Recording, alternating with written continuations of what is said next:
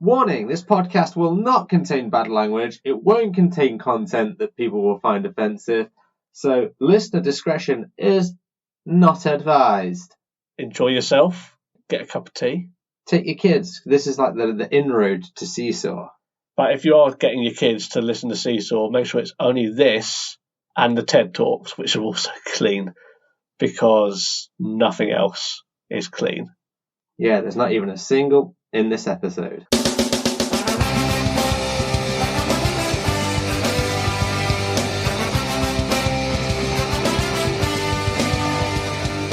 Welcome to Seesaw Podcast with T Cleaves. Each week, offering up a blurred perspective on life.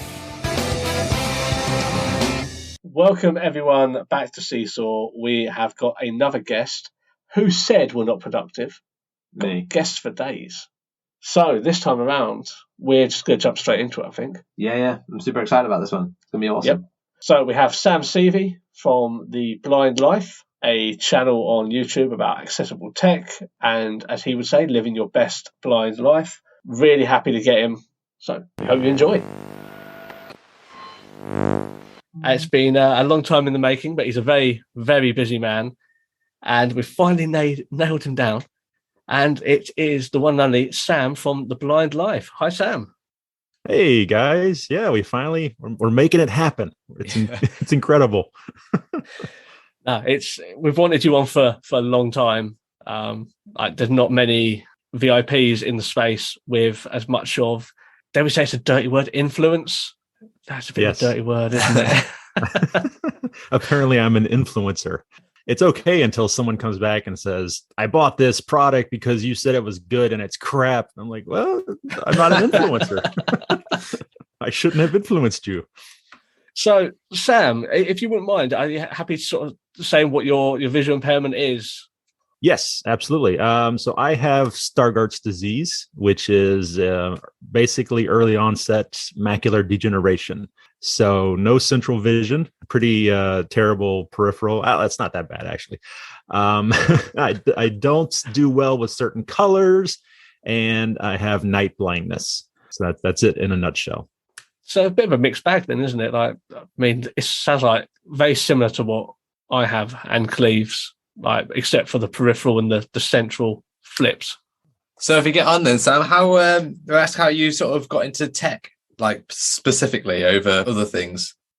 Well, I was diagnosed at age 11, so I've been using assistive technology throughout school and all of that, and I guess being red-blooded American male, I love technology. So I just kind of fell into it, really. So specifically assistive technology. Well, I had a channel prior to my own channel. I worked on a channel called Mobile Tech Videos, and I made videos about Android systems, Android phones, Android tablets. The company I worked with, they would send me out the latest devices, and I would review them, and I would do reviews of apps and things like that. So that got me even more interested in technology, and specifically mobile technology, and how helpful it could be. That introduced me to, people will just send me devices and I get to play with them and and talk about it. This is nice. I could get used to this. And so I kind of just kept rolling with it. And but then, assistive technology, it's what I've been using forever. And in 2016, I got a job as an AT trainer at a nonprofit. And so suddenly I was surrounded by all this amazing technology and had the channel and had a way to share it with people. And so that's basically how it all started. So if someone's newly blind, then is there anything that you would recommend tech-wise for them? Well, it depends. We have to kind of clarify the term blind. Okay. Where on the spectrum is this person falling? Let's say they've gone total then.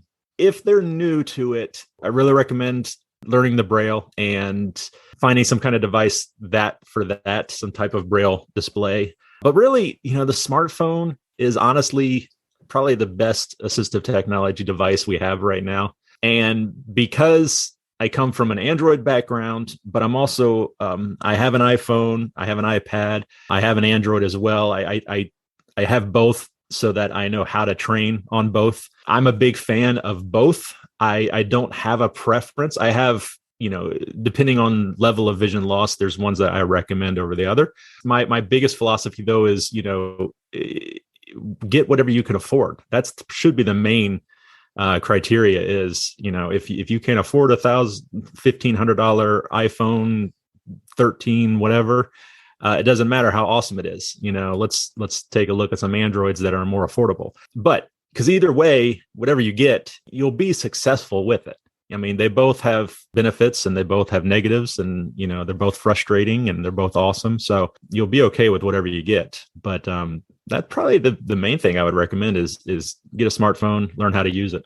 You mentioned Braille initially and learning Braille. Do you think at any point that Braille has become somewhat redundant because of technology? Oh, here we go. All right. You brought it up. I was just asking. This is when they come out with the pitchforks and, the torches. You don't have to think, well, I'm just... I have my own personal opinions, and I always have to preface it by saying, this is just my opinion. Don't come at me, all right? This is just my opinion. Everybody is entitled to it.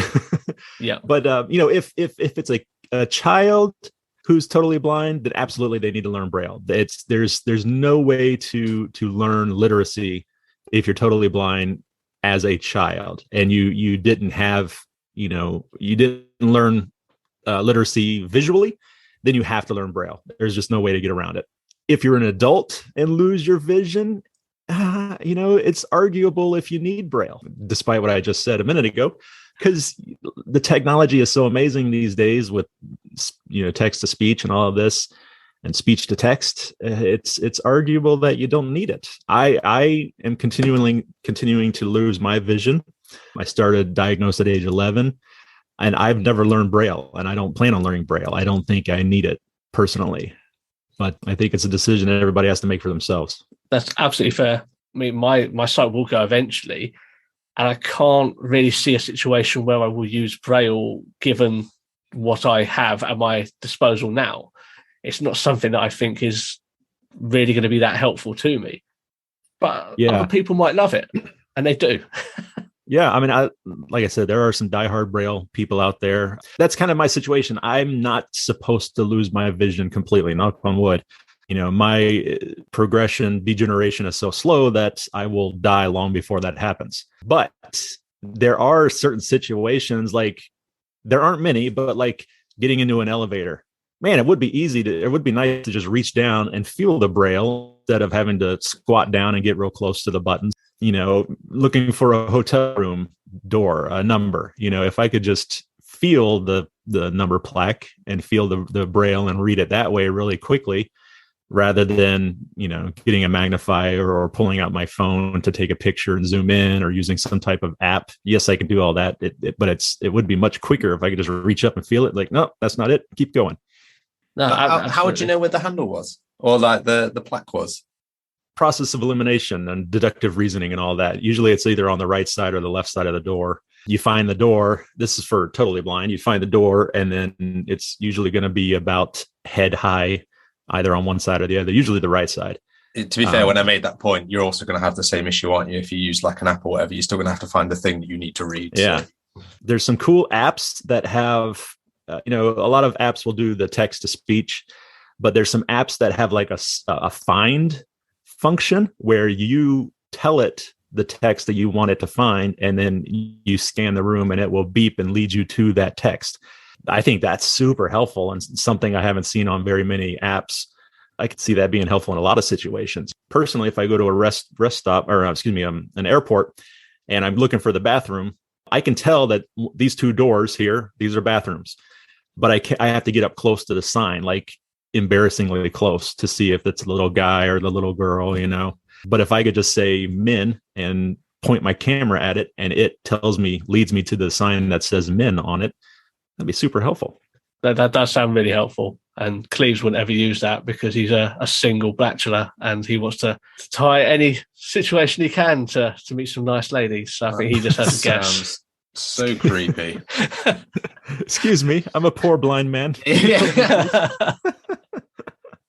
No, but it's like, if we go on from sort of what you said about smartphones, do you think that the world has changed? Well, obviously it's changed, but from when you were growing up, when we were growing up, like how much do you think technology has had such an impact on visually impaired and blind people? Oh, it's insane. You can't even quantify how much it's changed. So I grew up, I'm probably older than you guys. I grew up in I was born in 75. So late 70s, 80s. Really my childhood was mid 80s to mid 90s. But when I was going to school, I had large print books, crazy large print books. In fact, one textbook was split up into about 4 or 5 volumes of this large print book. And it opened up sideways and the page folded out, kind of like the centerfold of the old Playboy magazine. That's how it folded out. That's what I always remember it. And so I would have to, you'd have to know what section of the book you were working on that day, because you wanted to bring the right volume to class. You didn't want to carry all 5 of these volumes because they're huge. And then I had a 4-sided track tape player that I could record notes. And that was even later towards my, in high school days. That's when I had that tape player. I had a monocular, but I still had to be seated up in the front row. And I was the weird kid that had all this weird stuff. So nowadays, fast forward to current days, when a kid could have all of their textbooks on an iPad or a Chromebook. I mean, that's how kids are these days. They use a Chromebook. So you could have all your stuff on there. You could use the accessibility built in to access all of that. If you needed to see the teacher at the front there, you could use some type of digital magnification device with a camera that could articulate and point up towards the teacher, or point over to the person next to you doing the test, whatever you want to do. These are the tips. These are the tips. Never been easier. Insider pro tip. With technology being so cool and interesting these days, it's much less likely that the kid is the weird kid now. Now they're the cool kid with the cool gadget that can spy on the teacher and all the stuff. And so it's crazy to think about how it's changed from back then till now. And just the fact that, at any point I can access any information in the world through my phone, through this tiny little device in my pocket. And I can do that accessibly. I have the same access to that stuff, arguably, for the most part, that anybody else does. It's crazy. I can't imagine. I do a whole presentation on technology and how it's changed. And one of the first slides that I have shows a bunch of black and white photos of, these little house on the prairie kind of days, where a house out on a field and your horse and buggy out there, and your nearest neighbor is a couple miles away. And once a week you have to hitch up the horse and go into town for supplies. I can't imagine how horrible that would have been if you were blind back then. How isolating that would have been. No access to anything. So we're truly living in the best time in history for blindness. I never really thought about that before. The fact that technology is actually normalizing people with visual impairments. Yeah. Well, things have definitely changed. Okay, so loaded question, Sam. There's assistive technology out there for, you name it, there's something for it. And there's stuff coming up all the time.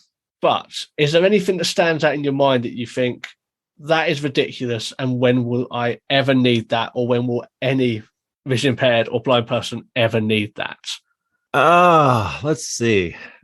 Go through my mental Rolodex of companies I don't want to upset here. No. There's a lot of companies, a lot of startups, usually out of Israel, which is funny to me that so many just brilliant people apparently come out of Israel, where they're trying to replace the white cane. And despite the fact that the cane has been around for millennia, this isn't like something we came up with 100 years ago. This is, I've done a video about the history of the white cane and where it came from and all that. I mean, we've been using canes and sticks, walking sticks, blind people have, since biblical times. So this is nothing new. This is a tried and true technology that works. It's just like, why reinvent the wheel? It's not broken, don't fix it. But people want to say, well, we can do something better using like cameras and haptics and all of this stuff. But the problem is, and this kind of goes back to what we were talking about with Braille. These companies there's a common theme where they want to put a camera, somehow use a camera, and then some type of haptic enabled clothing which I love the idea of haptics in clothing. Haptics, basically vibration, and using that in clothing to alert someone of something. Once again, I do a presentation on the future of assistive technology, and that's one of the areas I think could be really cool, not just for blind people, but consumer electronics or consumers as well, the average consumer, adding haptics into clothing. But these companies, a common one is some kind of vest, or if you think of like a GoPro chest mount strap system, something like that, where the camera is pointing forwards and then you've got haptics built into the vest or the strap system where, if you need to go to the right, it'll vibrate on the right. And they're like, this is going to replace the white cane or the guide dog. And I'm like, okay, I love that you're kind of trying to come up with new stuff. That's fantastic. But let's think about it logically here. All right. If I'm sitting at a restaurant and I'm a cane user, I'm a mobility cane user, and I need to get up to go to the bathroom, which is going to be easier for me to pop open my cane, go to the bathroom, come back, fold it up, or put on my vest, put on my strap, click it, turn it on, and then go to the bathroom. And then it's like, okay, even if you put that aside, I live in America. We are like the fattest country in the world. No offense, Americans, but we are. Are you going to make this vest thing to fit everybody? What about ladies with large bosom, area? And then it's like, are they going to want to sit there and put it on every time they just want to get up and go somewhere? Like I said, I love new technology and all that, but some of these things, it's like, I don't think there's a need for it right there. So I don't know. Yeah. It's just why the smartphone is doing so well as far as like apps, because it's convenient and everyone has one, and it's just the entry level is so free to everyone. Is that potentially the reason? Yeah, I think so. It's the hardware is already there, so the company doesn't have to deal with that. It has a ton of technology in there, sensors and cameras and gyroscopes and all of that, barometers. I mean, it's got everything you could possibly need that you could work with. I mean, I'm going to be doing an evaluation soon for a company that's going to be using the LiDAR in the latest generation of devices, iPhones and iPads, for obstacle detection and all of that. Even there's an app called Clue, CLEW, that uses the camera for navigation. It's actually pretty cool. You go to your destination, once again using the restaurant example. If I wanted to go to the bathroom, I would go to the bathroom and I would record my route using the camera on the phone, just holding it in front of me. And then coming back, it uses that data and uses the camera and all that to accurately guide me back to my original starting point. And it's really pretty accurate. I was pretty impressed at how accurate it was. I mean, even zigzagging, if you need to go around the table or something like that, it'll very accurately walk you back. But the cool thing is you can also set up, they're planning on setting up predefined routes that people can load in, so if I'm going to LAX airport, I can load up the LAX routes, and if I need to go to the ticket booth from the front door, I can load up that route and it'll automatically take me, even though I've never done that already myself. If you're planning your own route, if we take the restaurant example, and you kind of get lost along the way, when you come back, does it also take you on that slight detour? Yeah, because it sets up pins along the way at if I'm going straight and then I veer a little bit to the right, it'll put a pin there. And then it'll start a new waypoint, I guess. And so if you do, and that's actually a very good question, because when I was talking to the developers, I said, well, what happens if I go to the restroom and then I come back and all of a sudden there's a guy loading plates onto a table, in my path, and I need to go around them? And they said, yeah, you go off the path and it will just lead you back to the next available pin or waypoint. Okay, yeah, that makes entire sense. That sounds good. And my first thought went to, downhill slalom. Like, you won't need a guide anymore. Just do it once. Yeah, there you go. And then you're sorted. Like the applications for this, like as far as sort of other things, including sport, would be incredible. Yeah, I mean, I was thinking, if I went to a concert and in an arena and I needed to go to the bathroom, if I had someone show me where the bathroom was just once, I could find my way back to my seat. And then if I needed to go back to the bathroom again later on, I could go by myself, just following the little guide, little waypoints. I mean, that is the quandary of all people with night blindness or very low sight. It's having a drink and then needing the bathroom. It's like, oh, I don't want to keep asking people. Like, I'm going to wind someone up in a minute.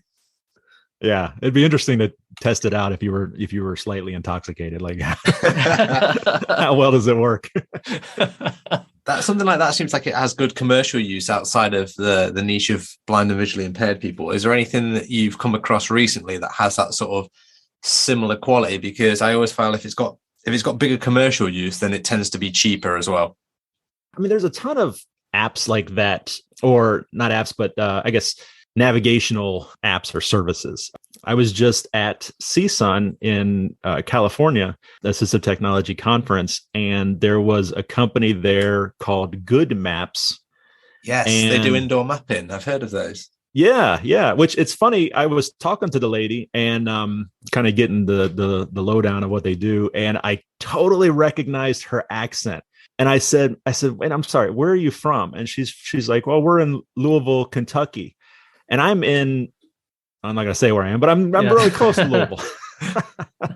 I'm about an hour away from Louisville. I'm like, I thought your accent sounded very familiar. And so I'm going to go visit them sometime and check out their headquarters and stuff. But yeah, it does indoor mapping. It does.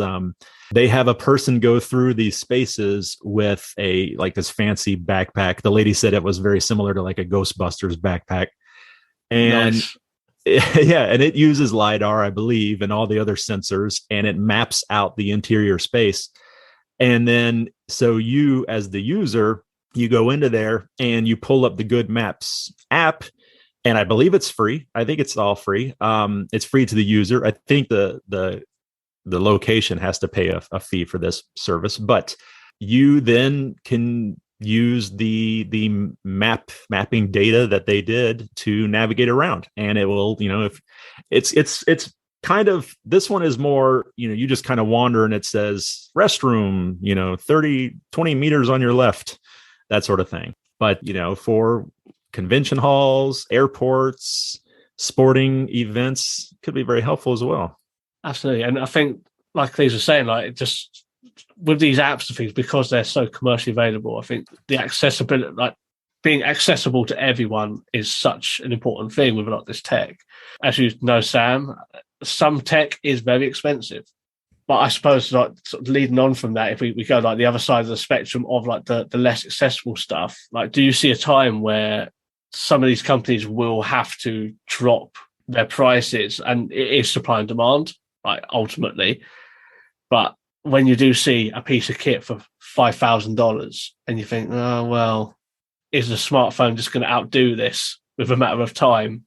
Yeah, absolutely. And I mean, we've seen it already. eSight is a perfect example. When it first came out, it was $15,000. Wow. For a pair of glasses.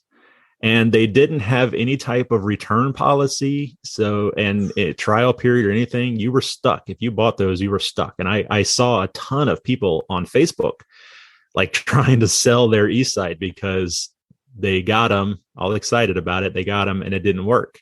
And eSight kind of gets into a whole nother area where the community at large wasn't too happy with them because of their marketing and their promises. At one point their slogan was bringing sight to the blind. And it's like, okay. I know, it's like, no, not really. You're enhancing low vision, at the best. And then on top of that, and then going on all these shows, like Dr. Phil and stuff, and boyfriend sees his girlfriend for the first time. It's like, no, he could see her before, he just couldn't see her well. It's like, now they're broken up. Where are they now? So they had all these promises, and then people paid all this money, and then it didn't work, and they were kind of stuck. But I think because of that, because they're like, well, we're not selling any, they've dropped the price down tremendously. I mean, now I think it's around 6,000 or 5,000, something like that. And they have a return policy and a trial period now. You can, you pay $500 and you get it for 2 weeks. So it's definitely has affected some people, the pricing structure of assistive technology. And I understand the pricing. I've made a whole video. I will mention also that this is the number one comment I get on my videos. Bar none, hands down, this is the number one comment is why are these so expensive? For this group of people that can't afford these devices, why do they have to cost so much? And I made a whole video about assistive technology and the economics of assistive technology and why it's so expensive, just to try and help explain it to people. But I think at some point they have to kind of come down. Obviously they want to. I don't think the companies want to sell products, so it's not like they want to price themselves out of the market. Yeah. But at the same time, they have to make money. They have to, make money to put back into the company to fund the future,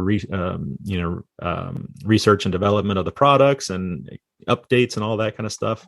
But at the same time, also, the smartphone is fantastic because it's existing hardware, like I said. And that's one reason why eSight why it was so expensive is they started from the ground up. They created the hardware, the software, everything. So, they had to pay for all that. That's why some of these companies that are using existing hardware like Iris Vision, Patriot Viewpoint, they're using Samsung phones and Samsung headsets to keep the cost down. It's still crazy expensive at like $3,000 or $2,500, but still. Smartphones are fantastic, but at the same time, and I tell this to my people I work with, my consumers and my clients, a smartphone can do digital magnification, it can do it pretty well, but it's not going to do it as well as a digital magnifier that was built specifically for that job will do it. Smartphones do a lot of different things really well, but they don't do anything perfectly. Yeah, and I've experienced that. I use an app, and there are some times where I'm grateful for it, but at the same time, there's times where I'm just like, this isn't really working. It's usually a contrast issue. 9 times out of 10, it's like, but I blame companies for that. Don't put black writing on the dark red packaging. Like, who's that for? Yeah. Do you think generally the convenience of a smartphone outweighs the cost of something more that does the job better? Yeah, absolutely. And that's was a point I was going to make as well, is it goes back again to your budget. If you can't afford a $1,100 digital magnifier and you've already got a smartphone, then yeah, the smartphone is going to be great. It's going to get the job done. It will be frustrating at times. For me, it's usually the focus. It does that focus breathing where it'll just go in and out of focus when you're trying to read something. And some apps you can lock off the focus, and that helps. But yeah, if you already have a smartphone, I say go for it. In fact, I've made several videos on DIY digital magnifiers, just using your phone or a tablet and sending that signal to a large television or a large monitor and saving some money that way. I don't want to keep you too long, Sam. Lastly, is there anything that, let's say, came out last year that's really caught your eye that you think is really good? Well, assistive technology, it's very, very goal dependent. One thing you use for this goal and you might use something different for this, for reading, for watching television, for mobility, all of that. So it's hard to say. I'm a big fan of the wearables. I use them quite often and they're very helpful for a lot of people. Orcam is killing it when it comes to OCR. I think they're the best in the game, reading text out loud and accurately and all of that. I love my little OmniSense cane tip, the little rolling cane tip.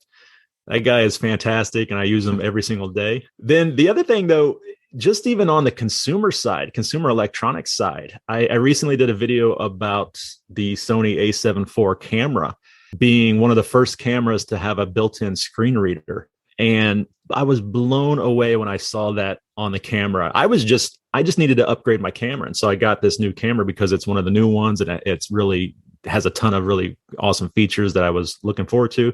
Had no idea I had a screen reader. And then going through the settings the first night, I see accessibility and I'm like, oh, and I click on it and I was just blown away. And just thinking about how this is going to open up so much for our community. Cameras, professional and consumer grade, or prosumer, I guess is what they call them, removable or interchangeable lens cameras have pretty much been inaccessible to the blind until now that we have a screen reader. I couldn't believe it. So I was so excited about it. Every barrier's been pulled down one way or another. Well, Stan, it's been awesome to have you. I don't want to take up too much of your time. Thank you guys for having me on. And yeah, I'd love to come back. No problems. I'd be happy to. It's awesome. Amazing. Thanks very much, man. I appreciate it. Do you want to just tell us where you can find it? Yeah. So everybody, of course, can find me on YouTube, The Blind Life. The URL is youtube.com/theblindlife. You can check me out on all the other social medias. It's usually The Blind Life Sam on like Facebook and Twitter. TikTok, it's the-blind-life. And then my website, theblindlife.net. Fantastic. Awesome. And we'll put all of these in the show notes, of course, so people can go down there on your respective app and you can find all the links down there. And we're back! Yes, we are. I'm saying it this time, because normally you do it. Did really enjoy that episode. It was awesome, really, to speak to Sam. Genuinely interesting as well, and we went down the route of chatting about things that he might not necessarily chat about all that much.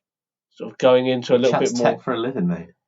Yeah, but now you have all of those key questions in one delicious place. And as you mentioned, you can find him on all of the links. Please go do check out that channel. It really is awesome, especially if you're interested in tech. That is a way forward. Go look them up. Yep, tips and tricks. Like, you never know what's going to be on there. And I've picked up a lot of things on there, like apps and various things, which I think I use daily now. So go and have a look. And until next week, keep it balanced. Great line.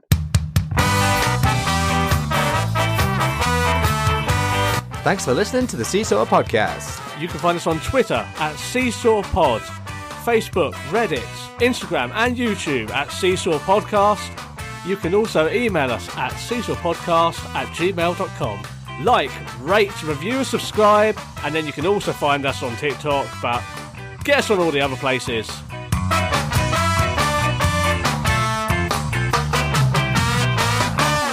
This podcast was recorded in front of a blind audience.